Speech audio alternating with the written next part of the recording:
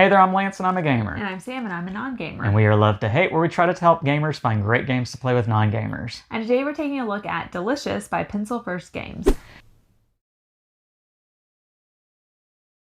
Delicious is the newest Pencil First game, and much like a lot of other Pencil First games, this is going to have you flipping cards over and writing things down on your page. So this is a flip and write game, and it's all about having the right types of vegetables in the spots you need them to be in, or the right fruits to be in the spots you need the fruits to be in. Let me show you how this game works down below, and then we'll come back and share thoughts on it as a gamer and non-gamer. All right, here's Delicious on the table from Pencil First Games. Let me show you guys this flip and write game. In it, you are going to have some cards. You are going to have a draw bag, and inside this draw bag are a bunch of tokens that are double-sided.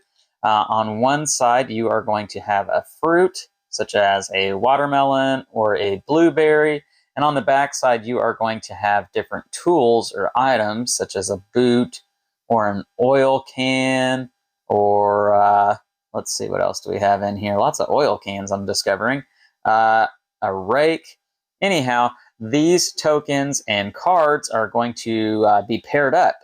I'll explain how that works here in just a second. The rest of the components you have, each player is going to have two different pages that they are going to be playing with. They're little player pages.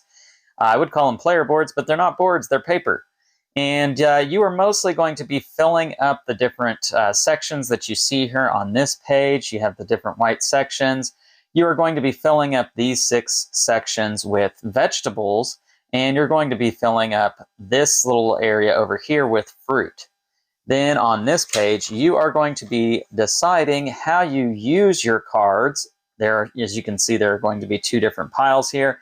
And each round, you are choosing whether you're going to use one card in the position that it's in, so the top spot or the bottom spot, or if you're going to use both cards in the positions that they're in. If you're only going to use one card, but you're going to flip the spot that it's in. So I'm going to use the top card, but I'm going to use it somewhere on the bottom of my page. Or if I'm going to use both cards, but I get to pick where I'm using them at. That'll make more sense here in just a second. You have also spots here for your wild items and bonus items. Again, I'll explain that here in just a second. Now, I do want to point out down here that there's a little grid or an icon grid here that tells you what the different veggies and fruits are in the game. And this is important because the rule book explains that you can try and draw the different veggies and fruits on your page here. Or if you are not talented, you can just use the first letter of each of the different veggies and fruits. It's your choice, but that is that. So, how does this game work? Well, what you are trying to do, you are trying to fill up all of these boxes so that you can get the points that you see here. Also, filling up a box first is important because that'll give you a victory point, an extra one. And you are wanting to complete rows and columns in this area right here to get additional victory points. And you're wanting to do so with either fruits that are all different or all the same. And as you can see, getting them to be all the same gives you more points than if they are all different. So, how does a round work? Well, you've got your cards set up right here, and as you can see, we've got them dealt in 2 different piles. You do also take 6 cards off the top of the deck. Without looking at them, you set them aside. You are not going to be playing with those cards for this game. And you go ahead and you flip over the top card of each deck, setting it to the side of the deck like so. And you also reach into this bag and draw 1 token out for each card. And you take a look at the card. And on the card, there's going to be an icon down here. And this particular one shows a fruit. And so we will take this token and we will have it placed on its fruit side and place that token on the card. And we will do the same with the bottom card, which does happen to be fruit again. So we will put a fruit on this card like so. And all the players are going to make a choice now. You have the choice of using one card in its position. So I could use this onion here with the token that's with it on the top spot. Or I could use the mushroom here with the watermelon on the bottom spot. And what that means is, if I choose the onion, let's say, then I am going to draw an onion or write an O, either in this box here, or this box here, because it has to be in the top position. So I have to choose one of these three top spots here, and you always start in the bottom left spot of each section. So this is the bottom left of this section, this is the bottom left of this section, so on and so forth. You get the idea. Now, if I chose the mushroom and watermelon, I would have to choose one of the bottom three sections. As you can see, this is the bottom three, and this is the top three. That is what we mean by using one card in its spot. If I chose this bubble here, I would fill this bubble in, and I would get to use both cards in their position, the onion on top, the mushroom on bottom. Choosing this spot here lets me choose one of the cards, but I get to flip-flop it. So I could write the onion in the bottom section, for instance. And then, like I said before, choosing this one here, I can use both cards wherever I want. I can flip-flop both cards, or I can put both cards on top, both cards on bottom. And as you can see, I can only do this twice the entire game. I can only do this one 3 times, and so on and so forth. So that's what you're trying to do with the card. You're making the choice as to which card you want to use and where you want to use it. The tokens on the cards are important, because if it is a fruit, then you are adding that particular fruit. So strawberry, you're adding it in this section over here, and you have to do so with the same shape that is on the card. So as you can see, this is an oval on this card, whereas on the bottom card here, it is a hexagon. And so I have to choose, if I chose the top card with the strawberry, I would have to choose an oval to write a strawberry in. So you can see there are some ovals over here. And again, I'm wanting to try to get a string of 3, 4, or 5 that are all different, or 3, 4, or 5 that are all the same to give me victory points. In other words, I don't want to do strawberry, strawberry, blueberry. That's not going to get me any points. I'd rather go strawberry, strawberry, strawberry, because that would at least get me 3 points, or strawberry, blueberry, watermelon. That would get me 1 point. I think you guys get the idea on that. Anyhow, whatever I end up choosing, I take the pair. I take the card and the token. Now, if the token happened to be on the tool side here, as some cards do show tools on them, and then you would leave the token on the tool side, whatever that tool is, you are going to get to use the card again where you see that tool. So I can see that this is a shovel here, and there are shovels there on this spot. So if I had built up all the bottom row here, I could write that onion again in this spot here. Alternatively, I can use the tool in the fruit box over here. As you can see, there's the shovel there, and I can write whatever fruit I want in this box when using the tool side of the token. Now, I do have to point out that each box here, each section, does have different rules about how you fill it up. As you can tell, this one is that you need to get all 6 different vegetables in this section here. This is you need pears, so 2 pears. If I write onion here, I got to write onion there. This is, I need all 3 of these to be the same. And again, pears here, all the same there, and 3 different there. And for completing the rows here in each of the different sections will give you increasing value of victory points. And again, if you are the first person to complete a section, you call that out and you say, I completed the suitcase here. That gets you 1 extra victory point at the end of the game. Now, if you're the first person to complete either the full top section or the full bottom section, you are going to get the jar of honey, which will give you 3 more victory points, and that will help you out on going to winning the game. Now, I'm going to go ahead and play the game, and I'm going to pause it and then pick up at the end of it so you get an idea of what a board looks like at the end of the game. All right, so I just finished a game here. As you can see, when you play the game and you have finished a round, you're going to move the cards off to the side and pile them up in a discard pile. And that's the compost pile over there. And so this is my completed board here along with my completed sheet. You know the game is over when the decks have run out, but also when you've filled up all of these circles here. And I have completed some of the sections here, earning points for that. But I was not able to complete this top row here, so I did not get 5 points. I only got 3 points for completing the bottom row there. Same instance right here. And then you also get points, like I said, over here, trying to get different sets that are different or equal, and you will get the points there, but you have to have at least 3 of something. As you can see, I did not get, let's see, where is it? I did not get any points right here because I only had 2. If I had put something right there, I would have got myself some points there, as well as getting points for this line here. Now, I didn't mention this earlier, but you do have some spots over here. At any point, if you don't like what's on these cards, you can use a wild spot. So you can put what's on one of the cards here in the wild spot to count it as a wild vegetable and be able to put that in one of the boxes. Same thing with these tokens. If you don't like the fruit that's on the token, you can write it here and make it count as any fruit and put that somewhere over here. The bonus spots, they are going to give you extra points. So I put in carrot right here, and that's going to give you 2 extra points for each different section that has carrots in it. So I had a carrot there, and I had a carrot here, and I had a carrot here. So I had 3 different sections that had carrots. That would give me 3 times 2 for 6 extra points. And then also with the fruit here, you get 1 extra bonus point for the type of fruit that you write there. And I wrote watermelon, and I had 4 watermelon there, so that gave me 4 extra points. On the back of this little page here, you do have a nice little scoring chart to show what your outcome is. 39 is not a great score, by the way. I'm not very good at this game.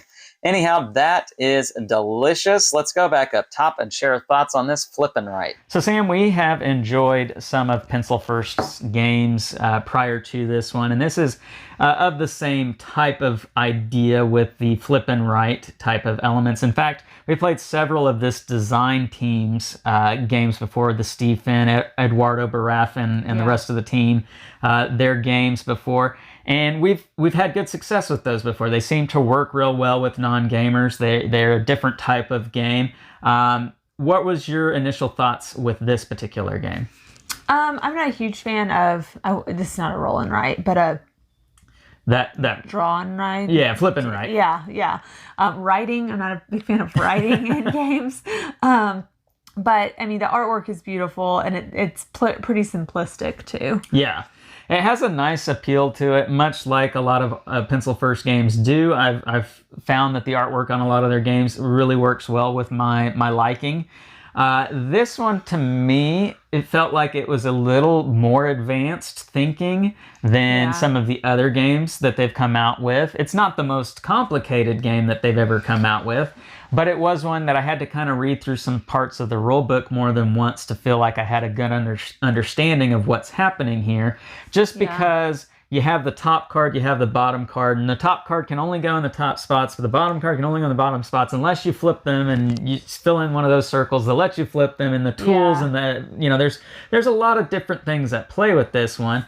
What was that like with your experience with this one? I did not love the limited amount of times you could flip the cards. Okay. I felt like, I don't know if it was unnecessary. I'm sure it was necessary to make the game challenging. Okay. But maybe there could have given a little bit more chances. I mean, like a way to earn another something ability to use the I feel like it flip-flopping. runs out before there's any possibility that you can finish your board. Yeah. Which is probably the goal, like to not necessarily finish it. Yeah. But I feel like as a non-gamer, I felt incomplete. Like I want to finish it and see what my goal was, or see what my end score was. Not have it unfinished and feel like I feel like I lost before I actually found out I was. So one experience that I have a lot of times with roll and write or flip and write games, any kind of game where you are building the gaming experience as the game continues, like you do in roll and write, flip and write type games, is that there's inevitably a point in the game, and it usually happens about 3/4 of the way into the game, where you have this dread experience of everything I've been working up towards is now coming crashing down because I'm not able to accomplish the goals that I had hoped I could accomplish for the largest vast majority of this game.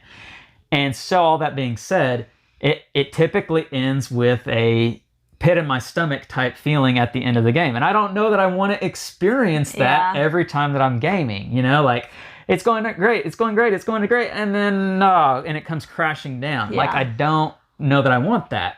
And as a non-gamer, I got to imagine that that's probably even less enjoyable I already for feel you. like at least the first time it took a lot of thinking and strategizing and figuring out what I wanted to do, because I really wasn't sure with the different areas and having different rules, trying to remember those rules, figuring out what the iconography is. And then as soon as I get a grasp on it, I feel like it's over. You've used all your... Okay. And so I felt like it wasn't great for a non-gamer. Okay. All right.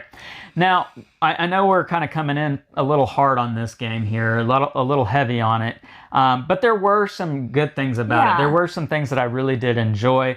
I enjoyed the having to place certain fruits or vegetables in certain spots to maximize the point values for them. I enjoyed the being able to choose one fruit or vegetable as being my bonus one that I'm going to score bonus points for, because I have a lot of that on my board. So there are some really neat and inventive ideas that are at play with this particular game that I do feel like it comes out in a good way. The overall experience, though, is what I think we're putting in question. Yeah. So let's get to our pros and cons with this particular game, Delicious. What for you works in a good way as a non-gamer? I mean, overall, I know it kind of contradicts what I said earlier. It's not an overly complicated game. It just takes a little bit of time to figure out what your goals are, what your strategy is. But it's not one of those games where you're like, I have no idea what I'm supposed to be doing. It's just figuring out what you personally should be doing, if that makes any sense. I thought the artwork is beautiful. It's a very pretty game. It is a fairly quick game too, 20 minutes. Yeah. And so as a non-gamer, at least if it might not be my cup of tea, it didn't last forever. Okay. Yeah. For me, I feel like it provides a nice brain-burning punch. For it being a 20-minute game, it's not a game that you're just going to be flying through the turns and feeling like, well, I'm not really thinking too hard as to what I need to do here. Yeah. You are going to have to really consider, okay, do I want to use both of these cards right now? Do I only want to use one? Am I going to use it in the spot that it's in? But I've only got one of those circles left that I can fill in. Do I really want to use it right now? Should I make this be my bonus? Like, there's a lot of questions that you are considering and weighing with each turn. So it is a nice, thinky type game, and I enjoyed that for what it is. So what doesn't work so great for you being a non-gamer? I think what I said earlier, just the lack of opportunities it gives you to flip up the cards a little bit. You're already being limited by the spaces available in each area, and then you're being limited to how often you can switch the cards at the top and the bottom and everything like that. So I just feel like the game constricts itself to be very small. And for a non-gamer, that's not necessarily the best route. Yeah, what I'll say on that note is it oftentimes feels like as I'm playing the first half of the game, I'm just making a guess as far as to what I think I will need for the second half of the game. So what I mean by that is I know I only have so many circles that I can use for both of the cards. And I only have so many circles for using both of the cards, but I can move them top to bottom, both on top. And I don't know how many I'm going to need for the later part of the game. So I'm really just making a guess now as far as what I think I'll need later on. And I try to diversify that and give myself a little bit of leeway in as many areas as possible. But at best, it's a guess. Yeah. So it really just feels like I'm guessing my way along through the first half, and then I get to the second half and I discover what I really do need, and 9 times out of 10, I don't have what I need. Yeah. Hopefully that makes sense. If you've played a game like this, or if you've played this game, you'll probably know what I'm talking about. So in all, what I'm saying is that I feel like the strategy doesn't come out until the second half of the game, and it's solely based off of what choices I made the first half of the game, and I'm not making the choices the first half of the game off of anything of substance, if that makes sense. So anyhow, I do like flipping right, rolling right games. It's just that always leaves me with kind of a gut punch at the end of a game. So, all right, let's get to our score. 1 to 10, love to hate on Delicious. I'm going to go first if that's all right. I do enjoy it. It's one that I will sit down and play. I don't think it's my favorite roll and write or flip and write kind of game. And not even my favorite from Pencil First, but it's still a good experience. I'm going to give it a solid 7.0. That's where I'm at on this one. And I was going to give it a 6.8.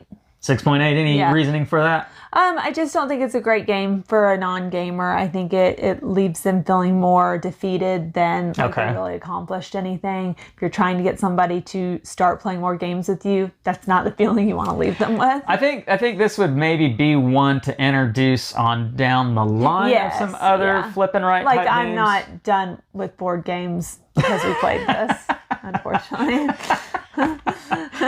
So this didn't just burn you out of the hobby. Yeah. Okay, good to know. That I'm forced to be in. Oh, come on. Well, there you have it, folks. That's our thoughts on Delicious. It is from Pencil First Games. Please leave us some comments down below. Let us know what you think of this game. Make sure to like and subscribe and push that bell button so you get notifications of all our new content. I'm Lance. I'm Sam. And we are Love to Hate, where we try to bridge the gap between gamers and non-gamers. We'll catch you next time.